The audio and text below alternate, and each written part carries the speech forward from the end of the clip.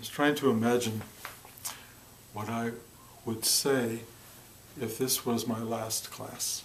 Not that it is my last class, but what would I say?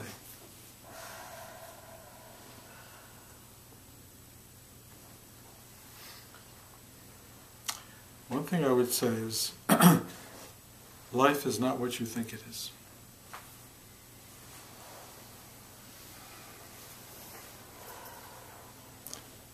It is what it is. What you think it is the problem.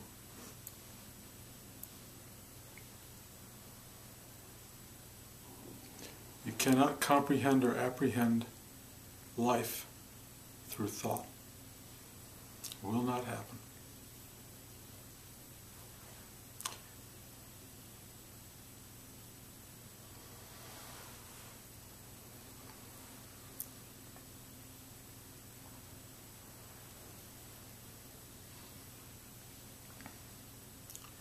You will find your way into life through feeling.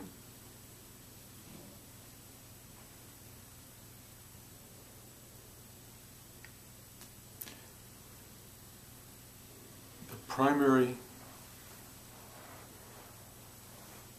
access to yourself, the doorway to yourself, is found through an exploration in the heart. You feel your way inward. You feel your way into your psyche. You feel your way into your own presence. If you have problems feeling in life, you are going to have a lot of trouble spiritually.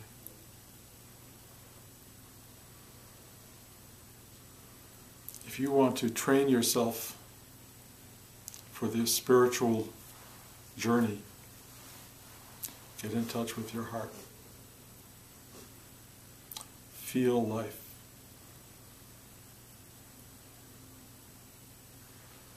So many people discover very early in their life that feeling is a double-edged sword. The good feelings are great, but the bad feelings are not so great. And so the choice is very often cut them out. Better not to have good feelings and therefore not to have bad feelings than to have good feelings and have to take the other side. Because the bad feelings really do hurt.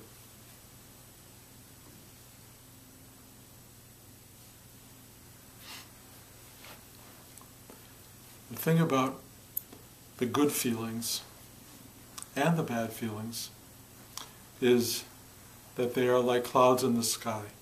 They come and they go. The fact that we identify with our feelings is a source of a lot of suffering.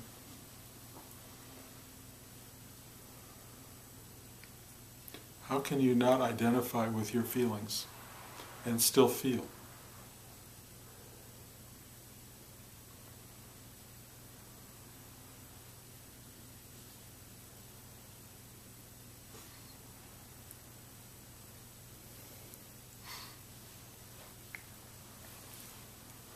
I don't really want to answer that question. But that's what you have to do.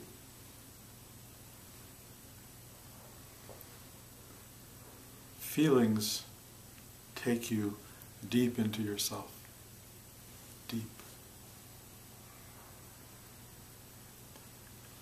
Deep feelings are one of the real gifts of human experience.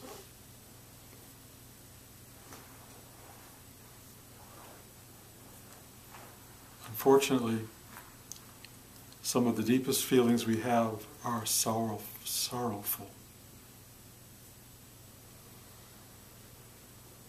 Some of the deepest feelings we have lead us into terrible suffering.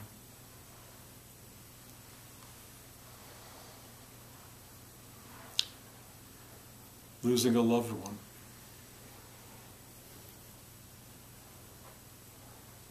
losing anything, finality.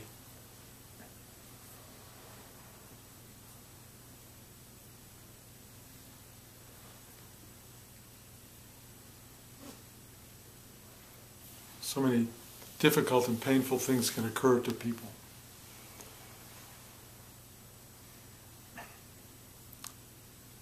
Trying not to feel them is a huge industry in our culture.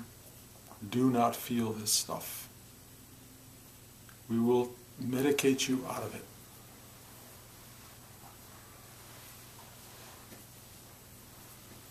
And you think, oh boy, what a gift. But I'm telling you, let yourself feel. Let the self feel.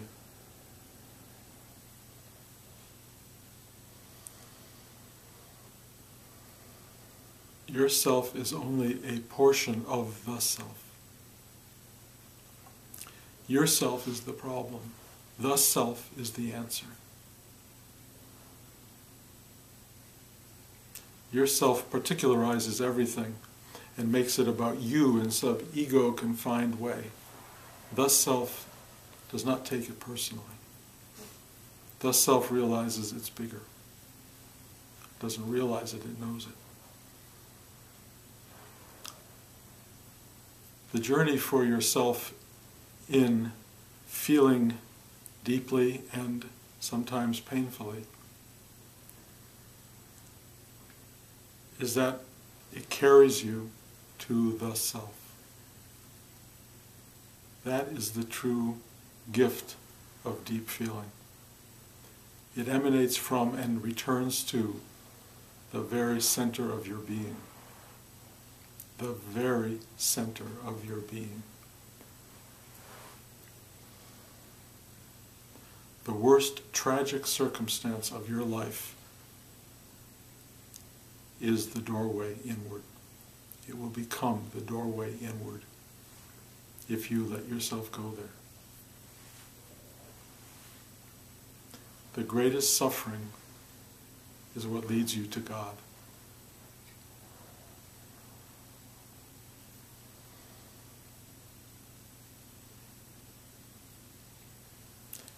The same is true of fear. The same is true of love.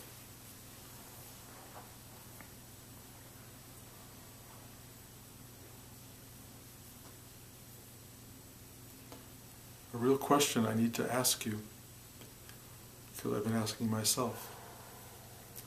Do you love yourself?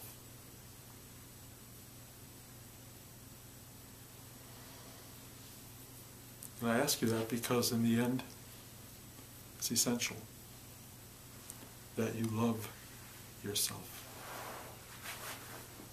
But let me take that a little deeper. Because it's not so much that you need to love yourself, you need to love the self. But yourself is an absolute emanation of the self. And if you don't love yourself, how can you love the self?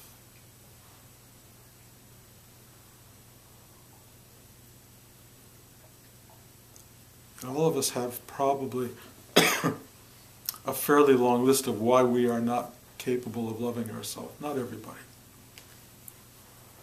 But we're so aware of the fallibility and the limitations of this ego person that we are. It's a pretty messed up character on some levels. And it really is a character, and it is built on conflict. It's built on desire and aversion, and it's filled with suffering. And so you say, how can I love me when I have hurt people, or I have told lies, or I have lived inappropriately? The list goes on and on and on. When I have failed, when I have... I'll stop here. How can I love myself? And all I can say is, it's not so much about loving yourself, but accepting yourself. Accepting the imperfection, accepting and allowing you to be exactly who you are. And once you do that, once you accept yourself exactly as you are, something happens. The resistance to caring about yourself, to feeling yourself, to liking yourself, to having an emotional reaction to yourself lessens. It falls away. And you start to go, I cannot be other than I am. I cannot be different than this very instant of me. It had to be like this. And when you accept that in some really deep way, and I don't just mean intellectually, I mean you feel that. I did my best. I tried. Which means you have to try. And you have to do your best. But if you have done that, this thing goes, oh, okay. And it relaxes. And when it relaxes and you stop fighting, resisting,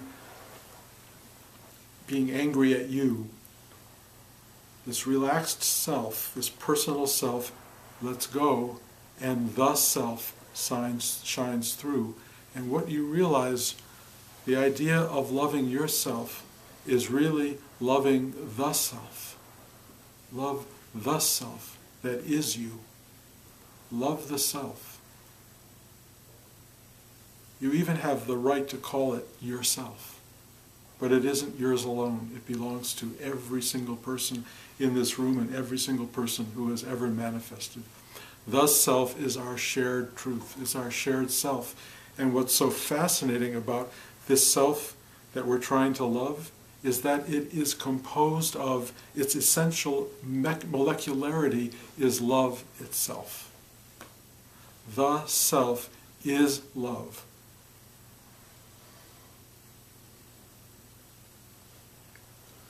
Knowing that intellectually will mean nothing. To say it means nothing. To enter it, to walk through the doorway into the self, the portal that exists in your heart, to just go, thy will be done, and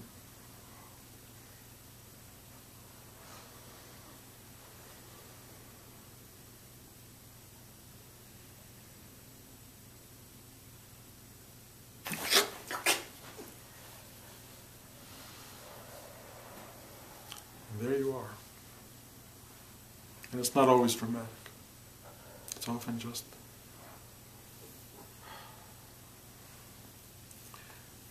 the key is feeling. Feel your way in. Feel the way through love. Sometimes it will be the love of another. Sometimes the love of the other will reveal itself at some point as just love itself.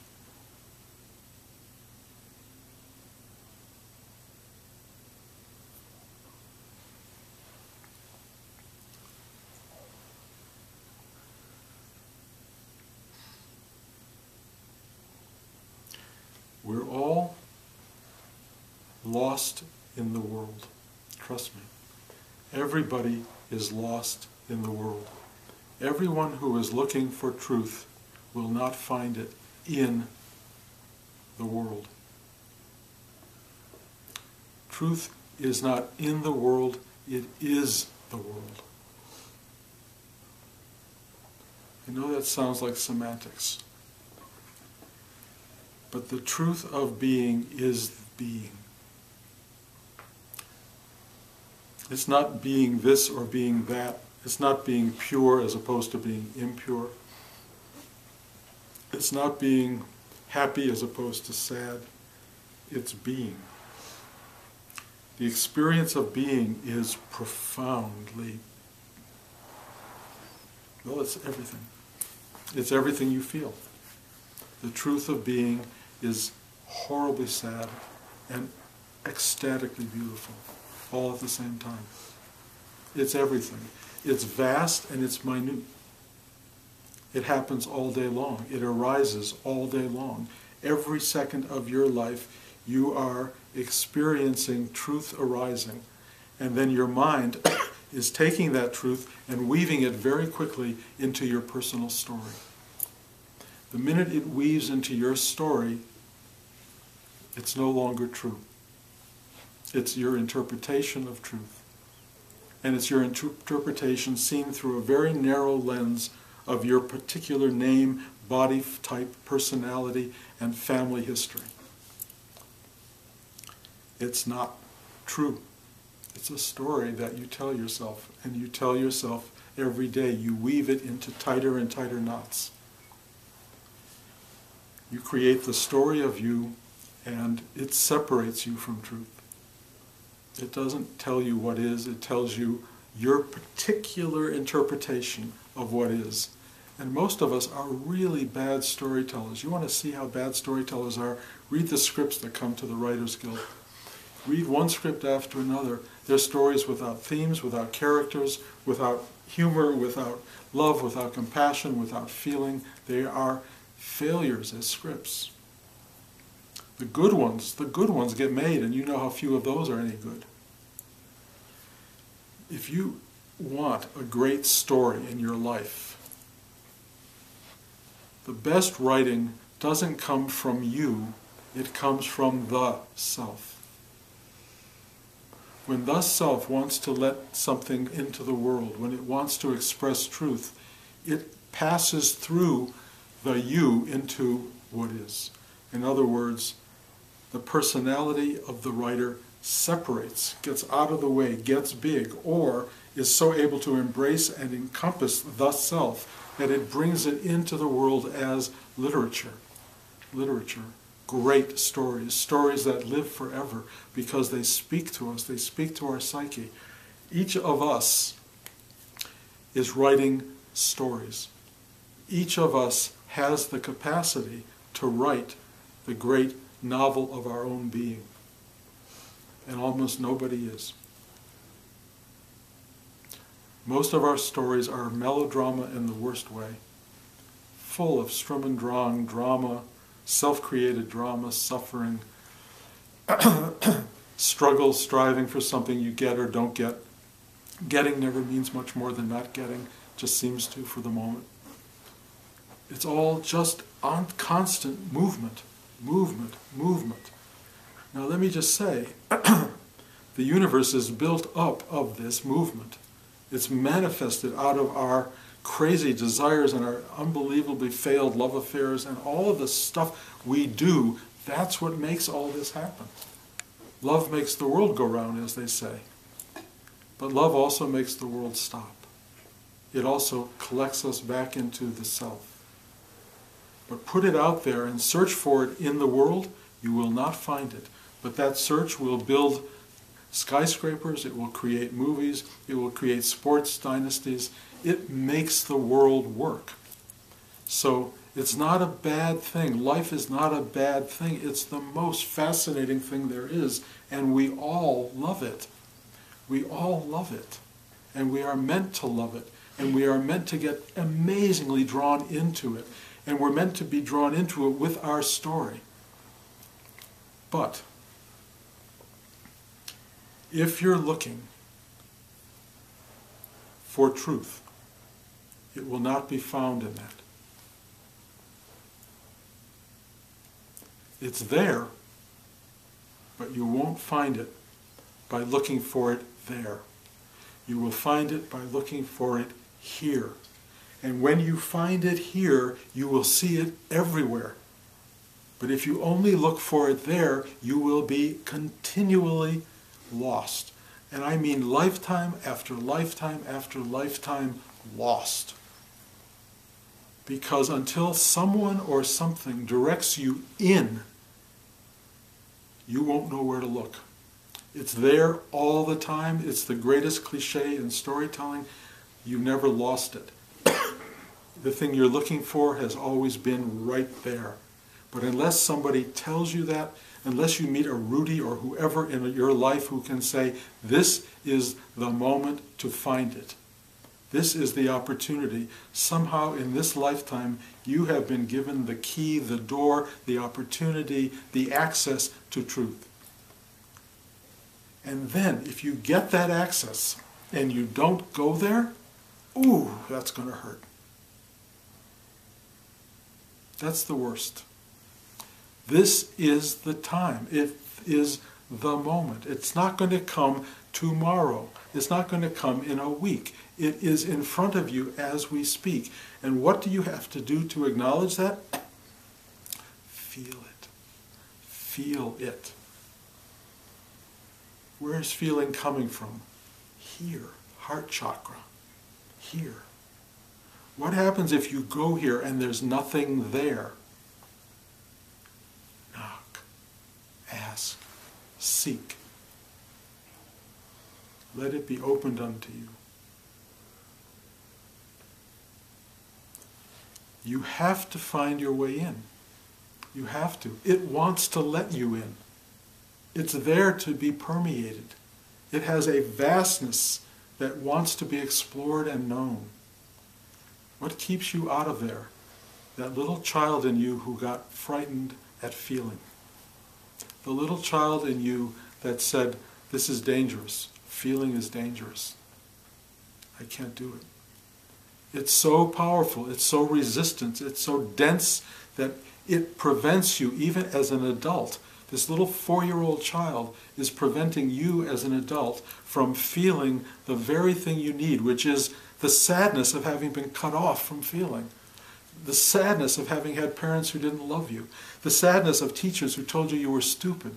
On and on and on. All that stuff that shut you down. All that stuff that said, I will never feel again, has made your life miserable. Feel it. Feel the darkness. Feel the light. Feel the joy.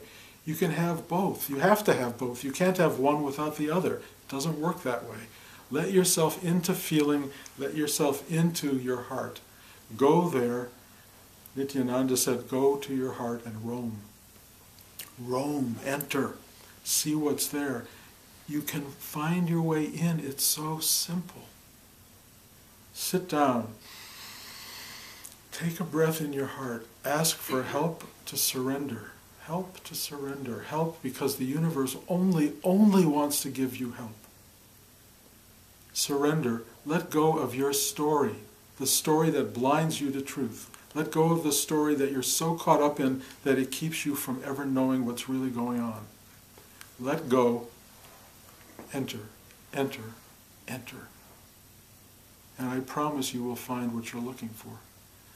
You enter the heart, and the heart itself is full of joy. I often describe it as walking into a warm house on a cold night. That's what it feels like. It's like, ah. But that's only getting into the house. And then you open the door to the bedroom and the quilts and someone you love more than anybody in the world lying in that bed waiting for you. That's the portal. You enter into the portal of your being and it says, come, come. And it takes you.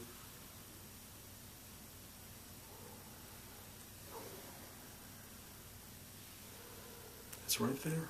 It's right there. It's what you're waiting for. It's what you're looking for.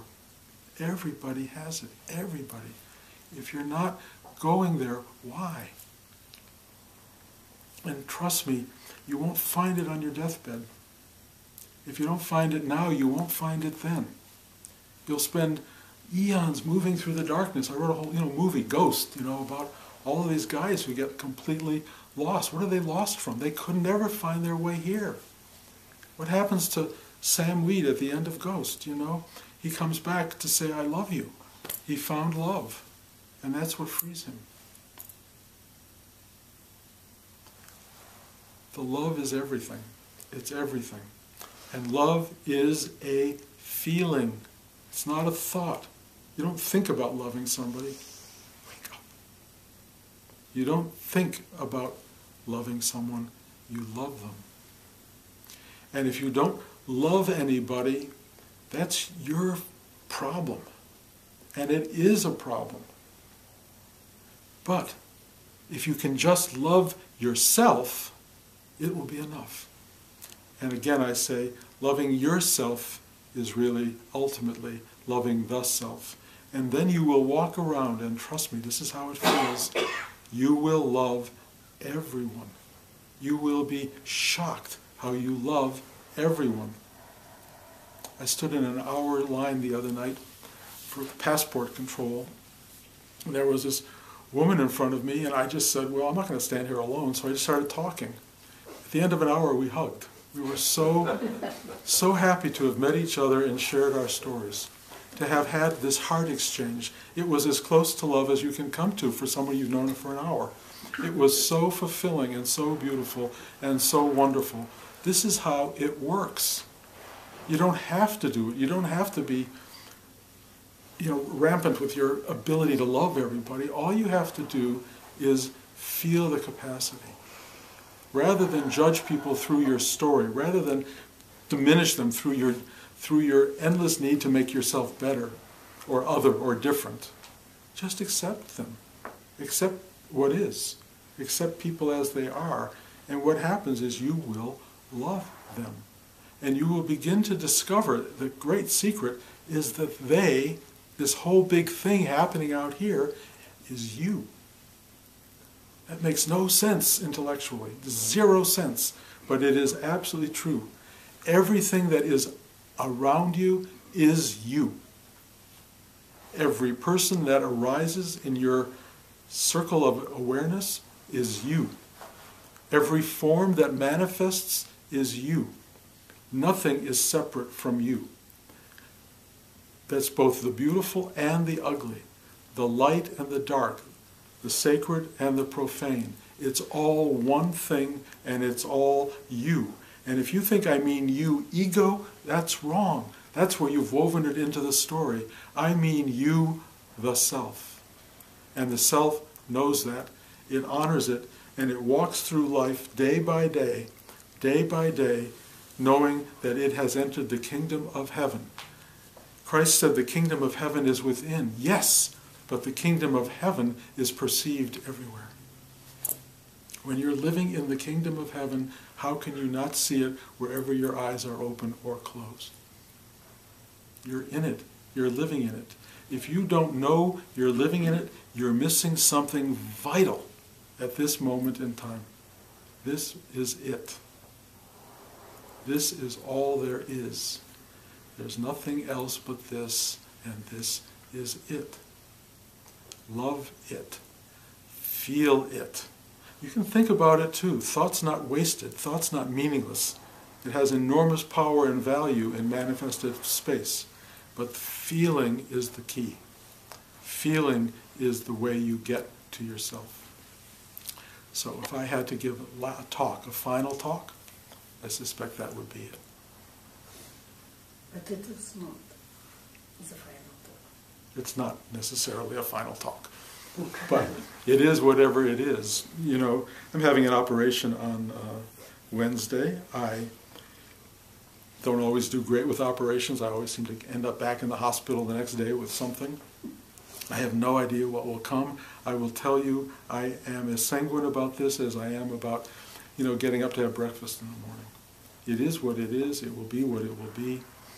I have really come to a point in my life where I have done what I came here to do. I have loved a lot of people. I still do. I'm so grateful for the life that I've led up to this moment. It's had its dramas, it's had its difficulties, it's had all of the stuff that every life has. But the idea of being at peace with life, I truly, truly feel that. If they want to take me out at this juncture, I will call out to Talia probably, and I suspect, want to be holding Blanche's hand and wouldn't mind seeing my kids. And if all of you were in the room, I would give you big hugs. I mean, I know I would do that. But other than that,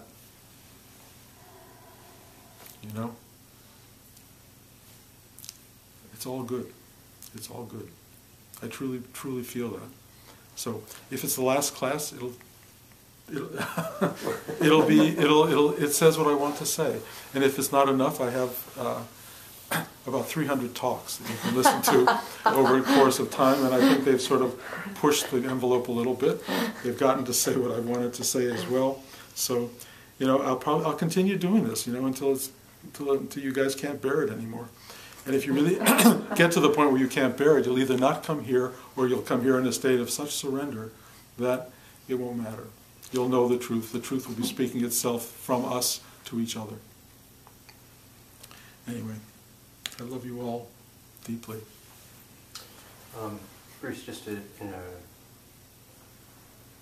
relate to what you were saying, I've growing up, I've heard this phrase that Rudy said, which is like when somebody dies, for instance, don't mourn for them and cry in that way, that could kind of drag them down, but send your love into the void, kind of, and that will sort of help them in a sense. I've heard things like this, and so in that frame, just using that as an example, when you talk about feeling, could you discuss sort of that framework of a feeling of like attachment or grasping versus like that openness of sort of that vast spacious love, for instance? Like, it seems to me that there's a kind of an edge between what could be considered a negative emotion and a positive emotion, or a spiritual emotion and a mundane emotion. And when you just say like feeling flat out, it seems directionless in that sense. Well, I mean, it feels like that to the mind. Right. And thought will dissect everything into a million pieces. What did Rudy say? The mind is the slayer of the soul. Mm-hmm.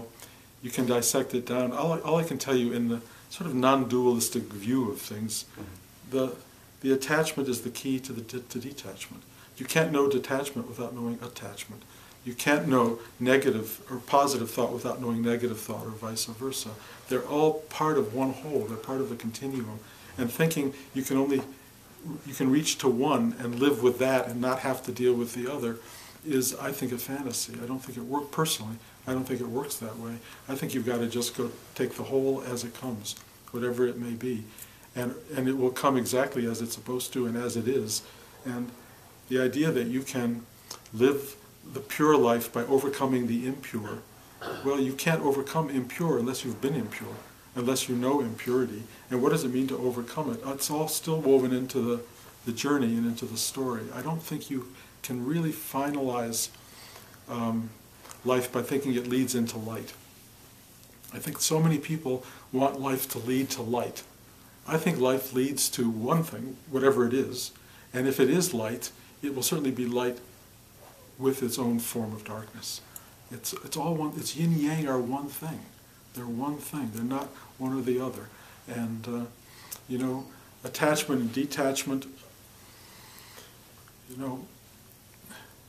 It's my attachment to my granddaughter that will be the biggest and most powerful instruction in learning to let go. And I will never learn how to let go if I don't feel this unenviable and unending attachment to her. And to you guys. But Talia she wins the top. She really does. I can't. She's cuter than we she's are. sort of, and she hasn't gotten to where all of you have. She's not that much story yet. So all I can tell you, if I don't feel that unbelievable attachment, I won't be benefited by letting go. And I feel it beyond belief. It's really, it's enough to pull me back into manifestation, or staying here, let's say. On the other hand, if they really want me to go, the battle will be, how do I do this? How do I let go of the thing that I most care about? And all I have to do at that moment is do what I've been practicing for years and years, which is, it's just that. And you truly, 40-some years of sitting like this, you learn it. You just learn to do it. It's a mechanism. Rudy called it a muscle. You just let go. You let go. Or you step off the top of the building, or whatever it is you have to do. It's scary. It's really scary. I don't know what I'll be like if they put me on the edge of the World Trade Center, I don't know what I would be like. Wouldn't be easy, but I would love to be able to say, and move forward when there's nowhere to move back to. So it's basically a yes or a no. And it's basically even a yes or a no when you take the leap. You can leap yelling, no! Or you can leap yelling, yes. I kind of think that's the whole of life. It comes down to, at the very last moment, are you going to leave this world going yes or no? And all the training and all the work and all the effort and all the meditation, everything, just comes down to that. Can you say yes to this or not? And you'll find out. And if you say no, it's not, I mean, look, I mean, it'll just make it a rougher ride, but I don't think it makes it, in the end you're going to say yes because it just makes sense to say yes. Ultimate truth is in the yes, not in the no.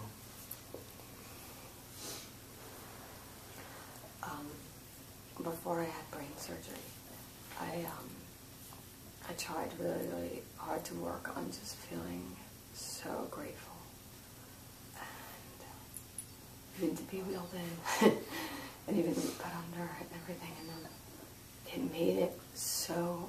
I wanted to ask you about that because it made it so much more possible to surrender and to relax. And in a way, I think the relaxing before the surgery was ultimately the positive outcome for me. I don't know how to explain that, but the relaxing and letting go I just felt like it made everything heal a lot faster. I think, I mean, you know, what do I know really? But I think you're right. I mean, because I know you so well. And I'm not a relaxed person at all, naturally. Well, I don't come from a relaxed stock. I see so much transformation in you, so much transformation. You know, and you know, look, it may not be there moment to moment, but it is truly at the core. You've changed and grown through this. I find the only approach I want to leaving the world is to love the world as deeply as I can. Gratitude, absolutely. Gratitude for everything that was there is the way to go. And that's how I feel. I don't even have to wait to be on the gurney. That's how I feel, you know? And if I come back, I mean, how can you not, I mean, look, I don't talk about this, but we're infinite and eternal. That's all I can say, you know? This story may be over, but, you know, I'm a writer. I've written hundreds of stories, and we all do. And each story leads us closer and closer, I think, to a deeper truth. And, you know, and I love your story. We've talked about it privately. I think it's a great story, and all great stories have great endings. That's all I can tell you. And yours is going to have a great ending, because I've envisioned it so deeply. So enjoy the ride. And I'm trying to do the same, and thank you for saying that. Anybody else? Okay, thank you. Hopefully, ideally, I'll see you next week. Same time, same station, we're right here. We'll see what happens. We have another last class. What? We have another last No, exactly. Well, if you really do understand it, every class is a last class, and every day is a last day. And if you figure that one out and you live that and the cliche of that, you're going to have the most amazing life ever. Ever. It's a total cliche, but live it as the last day, and you will wake up with, oh my God, and you will go to sleep the same way. Great small book, 100 great cliches. No, well, they're all out there. Thank you guys. Love you all. Thank you so much for this class.